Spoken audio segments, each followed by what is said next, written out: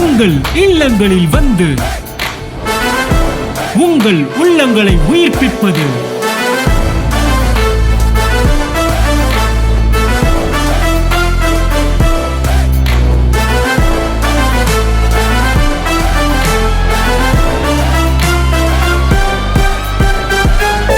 உங்கள் channel DJ.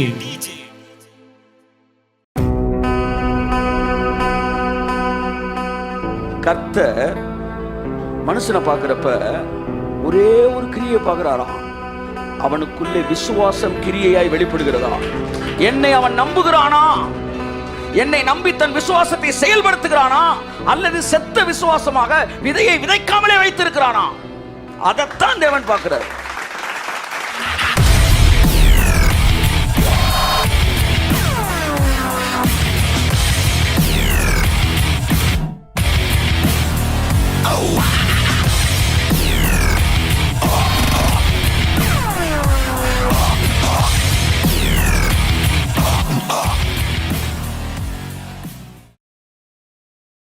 Abraham தன் மகனை எங்க இருக்க வசனம் 21 நம்முடைய பிதாவாகிய ஆபிரகாம் தன் குமாரன் ஈசாக்கை பலிபீடத்தின் மேல் செலுத்தின போது கிரியைகளினால் அல்லவோ நீதிமானாக்கப்பட்டார். மறுபடியும் கான்ட்ரடிக்ஷன். ரெண்டு முக்கியமான வார்த்தை, ரெண்டு பேரை பைபிள் சொல்லுது. இவர்கள் கிரியைகளினால் தான் நீதிமானாக்கப்பட்டார்கள். ரெண்டு வசனம் முழு புதிய ஏற்பாட்டுக்கு எதிர்த்து நிற்கிறது. முழு புதிய ஏற்பாடு சொல்லுது மனிதன் தன் கிரியையினால் அல்ல, இயேசு கிறிஸ்து சிந்தின ரத்தத்தின் மேல் வைக்கிற விசுவாசத்தினாலே நீதிமானாக்கப்படுகிறான். ஆனால் யாக்கோபு சொல்கிறார் கிரியைகளினால் தான் ஆபிரகாம் நீதிமானாக்கப்பட்டான். அடுத்த கொஸ்டின், அப்ப ஆபிரகாம் கிரியை செய்த போது அவன் தன் வாழ்க்கையில அந்த நீதியின் கிரியையும் சுய பரிசுத்த கிரியையும் தன்னுடைய சுய கிரியைகளினாலே நீதிமானாக்கப்பட்டதை சொல்றாரா? இல்ல. பைபிள் சொல்லுது தேவனிடத்தில் ஆவி பூரணமாய் இருந்தது, ஆனால் அவர் ஒருவனை அல்லவோ படைத்தார். ஒருவனுக்கு ஆதாமுக்கு ஏவாள் ஒருத்தியை தான் படைச்சார். அவர் நினைச்சிருந்தாருன்னா பூரணமா இருக்கு ஒரு 10 பேரை படைச்சு விட்டுருக்கலாம். ஆமா, ஏதேன் தோட்டம் இப்ப என்ன ஆயிப்போம்னா கெத்செமனே தோட்டம் ஆயிப்போம், ஒரே அழுகை ஆயிப்போம் ஆதாம். அதனால கர்த்தர் ஏவாளை மட்டும் படைச்சார். இல்லாட்டி பாகப்பிரிவின் அப்பவே வந்திருக்கும். என் அன்புக்குரியவர்களே,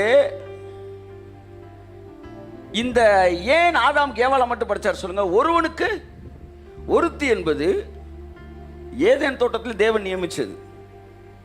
அந்த டிகிரியில் பார்க்கும்போது ஆபிரகாம் என்ன செய்யறாரு?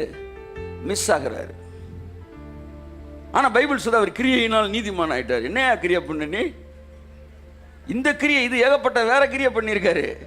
இந்த கிரியை பேசவில்லை. என்ன கிரியை? தன் மகனை குடுன்னு சொன்னப்ப தேவன் என் மகனை உயிரோடு கூட எழுப்புவார் என்று தன்னுடைய விசுவாசத்தை கிரியையில் காண்பித்தான்.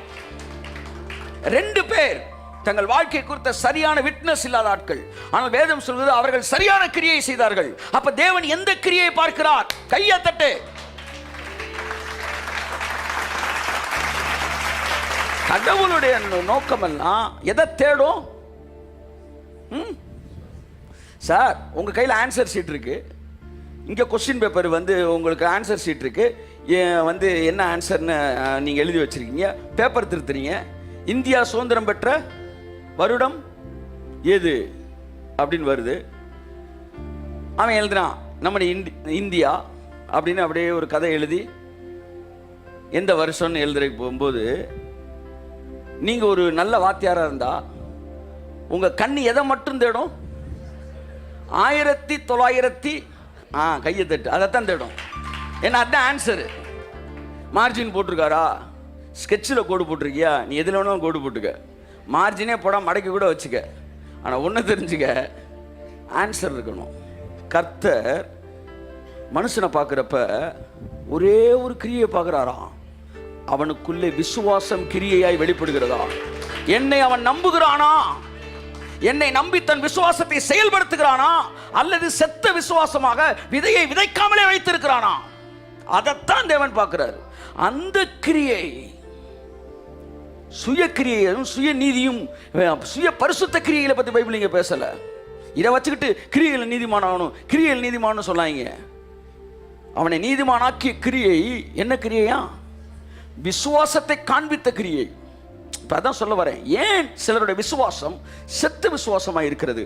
விதை என்பது விதையாய் இருந்தாலும் ஜீவனுள்ளதாய் இருந்தாலும் அது விதைக்காத வரைக்கும் அது செடியாய் மாறாது. விசுவாசமும் செயல்படுத்தாத வரைக்கும் அது அற்புதமாய் மாறப்போவது இல்லை. இல்லையா சொல்லுங்க. ஆமென். அதான் சொன்னேனே, இந்த 400ல் இந்த 100 எடுத்து நான் டப்பால போட்டு பிரித்து வச்சாலும் அது வளர போறதில்லை. 10 வருஷம் ஆனால் 100 தான் இருக்கும். ஆனால் நான் விதைக்கும் போது அது மாறுகிறது. இயேசு சொன்னார். வாசிப்போம் யோவான் 12:24. வாசிப்போம் 12:24. மெய்யாகவே மெய்யாகவே நான் உங்களுக்கு சொல்கிறேன், கோதுமை மணியானது நிலத்தில் விழுந்து சாகாவிட்டால் தனித்திருக்கும், செத்ததேயாகில் மிகுந்த பலனை கொடுக்கும். இன்னொரு விதையை பத்தி பேசுறாரு பாருங்க அவரு. கோதுமை மணி. எத்தனை பேர் நம்புறீங்க கோதுமைக்குள்ள ஜீவன் இருக்குன்னு? ஜீவன் இருக்கு. கோதுமை மணி உயிருள்ளதா இருந்தாலும் சாகாம அது டப்பாலே இருந்தா அது தனித்திருக்கும். எல்லாம் சொல்லுங்க. அது விதைக்காவிட்டால் தனித்திருக்கும். இந்த 100 நோட்டை நான் விதைக்காமலே வைக்கிற வரைக்கும் இது எப்படி தான் இருக்கும்? தனி 100 தான் இருக்கும். செத்ததே ஆகில். ஆமென் சொல்லுங்க. எல்லாம் சொல்லுங்க. சாகணும். எது சாகணும்? ஆமென். என்ன சார் 4 பேர் இருந்தா இவங்க எதிரி, ஒருத்தனை காணோம், 3 பேர் தான் இருக்காங்க, ஒருத்தர் செத்துட்டாரு, 3 பேர் தான் இருக்காரு. அந்த மாதிரி என்ன சார் 400 ரூபா இருந்துச்சு, ஒரு 100 ரூபாய் காணோம், ஆமாம் ஒன்று செத்துருச்சு. அதை என்ன செஞ்சுட்டோம் நாங்கள்? விதைச்சிட்டோம். ஆமென். அதனால பேண்ட இல்லை. செத்ததே ஆகில். Faith in action. அதான் பேசுறார். Faith in action.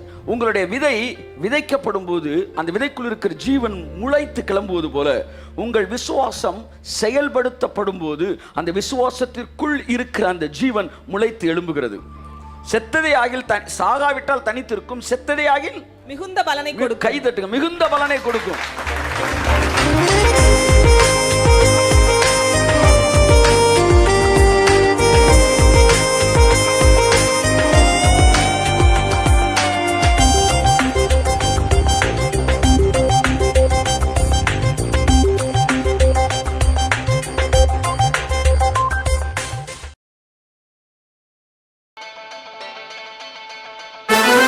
உங்கள் இல்லங்களில் வந்து உங்கள் உள்ளங்களை உயிர்ப்பிப்பது